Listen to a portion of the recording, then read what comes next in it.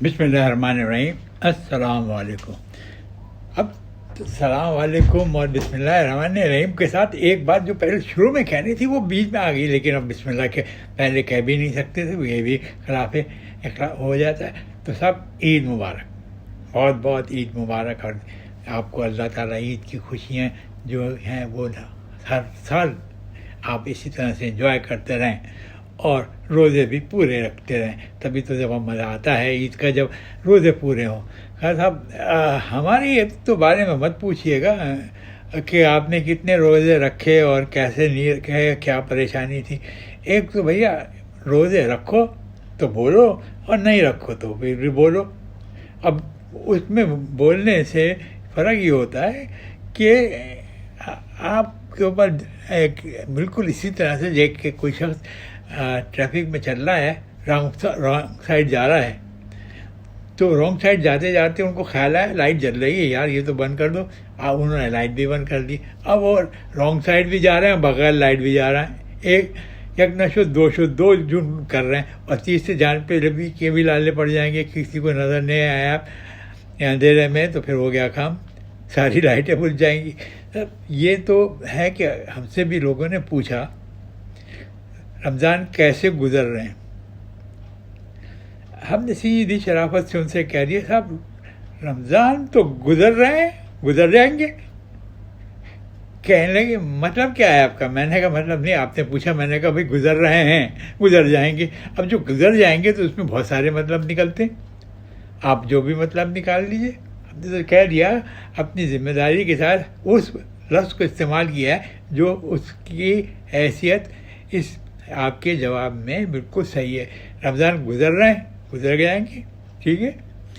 खैर थोड़ी देर सोचते रहे, फिर उन्होंने कहा अच्छा मेरा जो दिल चाहे तुमने कहो, हमारी बला से। हमने कहा जी शुक्रिया, नवाजिश, मेहरबानी। तो साहब रमज़ान में यही कि ये तो बात रमज़ान की होगी। एक साहब थे, नौकरी कर रहे थे दफ्तर में, भाई जो होती है आमतौर पे दरमियाने दर्जे के लोग होते हैं, बड़े साहब तो नहीं थे। एक दिन वो छुट्टी की दरख्वास्त आई उनकी कि मुझे कुछ ज़रूरी काम है, आप मुझे एक हफ़्ते की छुट्टी दे दें, मेरी इतनी छुट्टियां बाकी हैं। तो वो छुट्टी की दरख्वास्त मंजूर हो गई। उनके बता दिया गया कि भाई आपकी छुट्टी एक हफ़्ते की हो गई है। 2-3 दिन वो गायब रहे, वो कहाँ गए वो भी बता देते हैं। और साहब एक बात इसमें यह है सोचने की और समझने की, अल्लाह ताला जिसको जो चीज़ उसके नसीब में लिख देता है वो किसी न किसी तरीके से उसको मिल जाती है, चाहे आपने गलती की हो या कुछ नहीं की हो। तो ये एक ऐसा ज़िंदगी का तजर्बा हुआ रहता है कि जो चीज़ आपकी किस्मत में है वो कहीं नहीं जाएगी, ना चोरी होगी ना गिरेगी। अगर कुछ गलती भी हो गई तो वो गलती भी सही हो के आपके लिए वही बन जाएगी जो आपकी किस्मत में था। आप कहेंगे ये आज कौन सा नया फ़लसफ़ा है भाई, वो तो सभी जानते हैं। नहीं आप जानते होंगे, मैं कब कह रहा हूँ नहीं। एक साहब थे, उनको रात जब भी सोते थे तो उनको सामिन का जो है हिंसा गिनती के 5, 6, 7 वाला सामने नज़र आता था ख्वाब में, और कुछ मुख्तलिफ एंगल से वो नज़र आता था। बड़े परेशान हो गए, कहने लगे यार ये क्या है, 7 आंखें बंद करो तो 7। फिर कोई एक हफ्ते बाद तक ये परेशान रहे और अपनी बेटर राव से भी उन्होंने कहा कि बेगम 7 ही नज़र आ रहा है मुझे कई दिन से। कहने लगे तुम्हें 7 में नज़र आ रहा है, ये भी करना चाह रहा है। आजकल 7 भी किसी किस्मत वाले को ही नज़र आता है। तुम्हें अगर 7 नज़र आ रहा है तो क्या तो इतने वो हो कि तुम्हें कोई नोटों के थैले नज़र आएंगे? और छोड़ो, नज़र आ रहा है आने दो, क्या 7 में कुछ भी नहीं होता। वकील भी कहता है 10 का नोट दे। मैंने कहा भाई, वो साहब ने कहा कि अच्छा ठीक है, चुप हो गए, बेचारे शरीफ-उन-नफ्स आदमी थे। उन्होंने कहा कि चुप हो गए। थोड़े दिन बाद कहने लगे भाई वो 7 तो गायब हो गया। कहने लगे अब क्या हो गया? कहने लगे अब मुझे 3 नज़र आ रहा है। वैसे ही कहने लगे 7 और 3 कोई पता नहीं भाई, हमें इल्मुल साथ जो है वो है हिसाब क्या नाम अदाद का आदाद जो अदद होते हैं, अदद की जमा का हिसाब जो है वो बढ़ाया। किसी को जानने वाला हो तो वहाँ हुए बहुत सारे, उनसे पूछे यार ख्वाब में 7 नज़र आया, फिर 3 नज़र आया, आगे कुछ नहीं नज़र आ रहा है, क्लीन हो गया किस्सा। तो खैर वो उनके दिल को लगी थी, वो गए एक साहब के जो माहिर नजूम थे, नजूम नहीं बल्कि एस्ट्रोलॉजिस्ट थे, जो ऐसी किस्म की 5-4 चीज़ें थीं। उनको कहा भैया ये बताओ मुझे रात को 7 ख्वाब में 7 नज़र आता है। आया 1 हफ्ते तक, उसके बाद 3 नज़र आया 1 हफ्ते तक, और उसके बाद कुछ नहीं है। कहने लगे अच्छा तो फिर क्या हुआ, सोचो। कहना नहीं यार कुछ एक चीज़ है जो कहती है इसमें कुछ है, कोई इसकी ताबीर क्या है, मुझे ताबीर की उन्होंने कहा 7 और 3 को भाई किसी तरकीब से इसका असल की जो है वो या तो ज़रब में है, या आपको तकसीम में है, या फिर जो है वो जमा में है। अब इन तीनों चीज़ों को अगर आप अलग अलग करके देखें, कहीं आपकी जो नफ्सियात है वो किस में जाके अटकती है और कहाँ आपको फ़ायदा नज़र आने लगता है। खैर साहब उन्होंने पहला किया, दूसरा किया, और जो हासिल ज़रब आया वो भी लिखते गए, और जो प्लस है वो भी लिखते गए। उन बाकी के 7 दिनों में भी उनको कोई अच्छी चीज़ नज़र नहीं आई। खैर एक दिन उन्होंने देखा कि जो मैं 7 को लिख रहा हूँ इसमें मैं भूल गया 7 × 3 = 21, 7 × 21 वो लिखा। तो उनको कुछ और सिग्नल महसूस होने लगे ख्वाब में कि बहुत खुश हूँ मैं, वो जा रहे हैं कहीं, गाड़ी भी है और ये भी है और सब कुछ है। तो उन्होंने कहा कि भाई ऐसा ऐसा हो रहा है। वो साहब मुझे बड़ा अच्छा ख्वाब नज़र आया, और मैं गाड़ी भी चला रहा हूँ, मैं बड़ा वक्त के साथ बैठा हुआ हूँ और दफ्तर भी जा रहा हूँ, तो चपरासी दरवाज़ा भी खोल रहा है और बड़े देर हैरत से देख रहा है, सबको क्या हो गया। कहने लगे मियाँ 7 को 3 से ज़रब दो 21 हुआ, और इस नंबर का जो कोई हो नंबर जिसमें ये लफ्ज़ आ जाए 7, 3, 2, 1, कह रहे हाँ उसको ख़रीद लो, इस पर तुम्हें इनाम निकल आएगा। खैर वो गए, कोशिश की कहाँ कहाँ होता है ये धंधा, तो वहाँ मजाक के देखा बड़ा रश था। कहने लगा कि आज भाई क्या है, कहने लगा जी कल आखिरी दिन है, आज रश इसी की वजह से है। तो ये भी पैसे लेके गए थे, तनख्वाह नहीं मिली थी इनको, ये लेके गए, जेब में थी इनकी, इन्होंने निकाला और उसी रश में से बढ़ के पैसे दिए और कहा 1000 का जो है कूपन वो मुझे दे दो, लक्की ड्रॉ हो जब हुआ तो वो मैं आके देख लूँगा क्या निकला क्या नहीं। उन्होंने कहा नंबर बोलो, उन्होंने कहा 7, 3, 21। वो याद हो गया था। वो खैर रश में वो जब माँ धाड़ हो रही थी, उन्होंने उनको टिकट दे दिया। वो टिकट लेके खुशी खुशी घर आ गया। बेगम को कहा कि ये देखो मैं बड़ा लाभ काम करके आया हूँ, इसमें है दौलत की कुंजी। उन्होंने कहा ये कागज़ में क्या दौलत की कुंजी होगी। कहने लगे नहीं तुम देख लेना। तो खैर बेगम ने उनको देखा और कहा ये टिकट है लक्की ड्रॉ का। कहने हाँ पहला प्राइस। कहने लगे पहला प्राइस 50 लाख है, 1000 खर्च किए हैं मैंने। उन्होंने कहा 1000, अरे छोड़ो 50 लाख तो बहुत होते हैं, हमें मिलेंगे और हम रखेंगे क्या, अव्वल तो मिलेंगे भी नहीं भाई।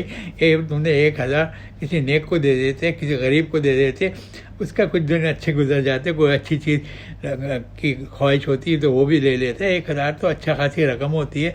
और वो खैर उनको फटकार पड़ गई बेगम की तरफ से, गर्दन लटा खा के बैठ गया। ऐसा रख दो इसको टिकट को, और मगर एहतियात से जब मैं मांगूँ जब दे देना।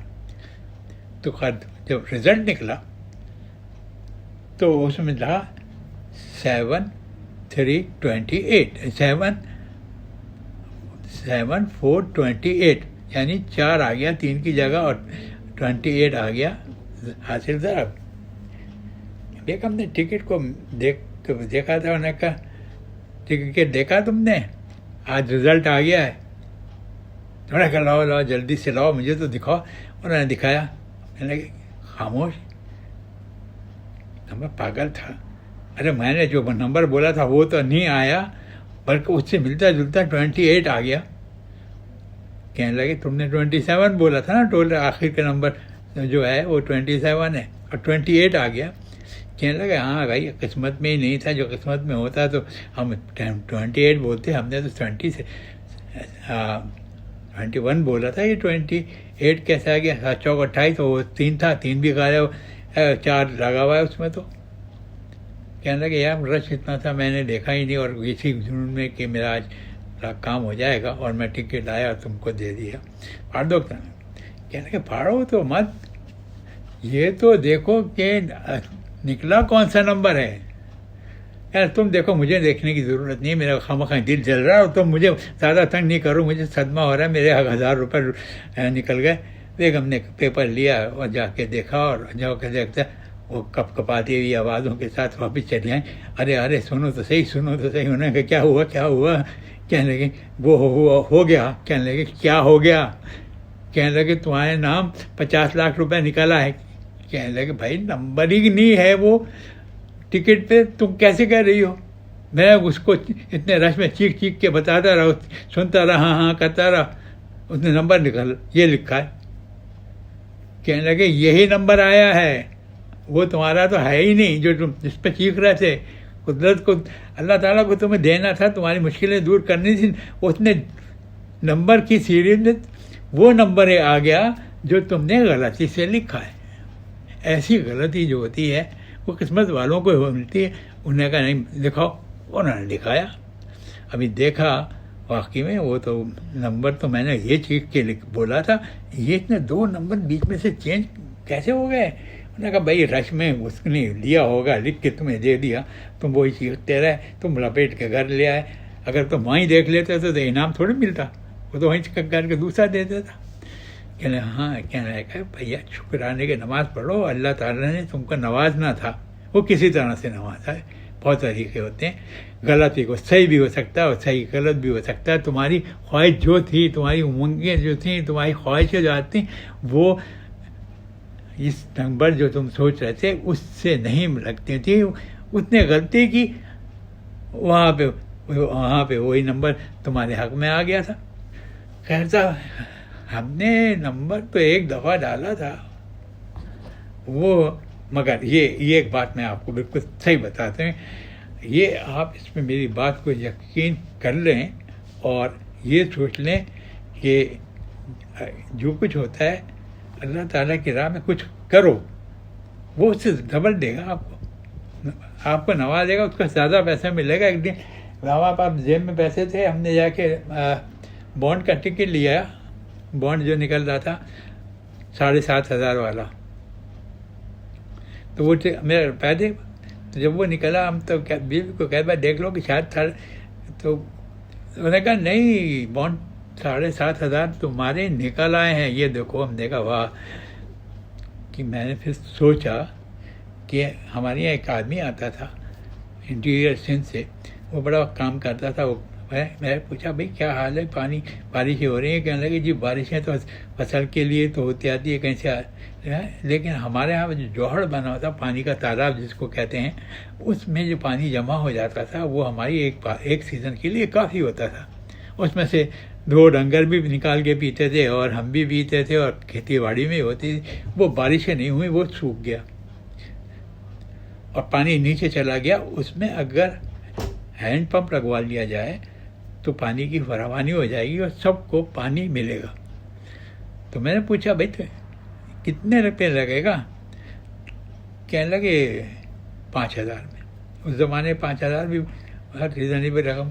तो मेरे पास एक आदमी था, उसको मैंने कहा जाए बस इनके साथ जाए, जहाँ ये पंप लगवाना चाह रहे हैं वो जगह देख ले, और उसी जहाँ ये जिसमें से पानी जमा होता है उसमें देख के खुदवा के और 100 फीट तक नीचे ले जाइए। 50-60 से चलेगा, 100 तक चले जाए बहुत अच्छा है। और ये लो 5,000 तुम लेके चले जाओ। 5,000 में पानी लेके चले गए, पिया भी, और एक बोतल में वहाँ से पानी में लिए लाए, मैंने भी पिया। तो मैंने बीवी को कहा कि 5,000 खर्च किए अल्लाह की राह में और 7,500 मिले, ये 100% यकीन कर लीजिएगा, ये मैंने अपने हाथों से 5,000 के लिए वो दिया और 7,500 का मुझे बॉन्ड निकल आया। तो भाई अल्लाह की राह में खर्च करो, वो अपने पे खर्च किए हुए को डबल करके देगा, उससे ज़्यादा देगा, डबल नहीं तो उससे ज़्यादा देगा। तो हमारे लिए एक किस्सा था। आज किस्सा बड़ा वो रंजीदा तो नहीं है मगर समझदारी का, और एक इसमें एक चीज़ है कि अल्लाह की राह में खर्च करने वाला कभी नुकसान में नहीं रहता। तो इजाज़त दीजिए, इंशाअल्लाह फिर मुलाकात होगी। अल्लाह हाफ़िज़।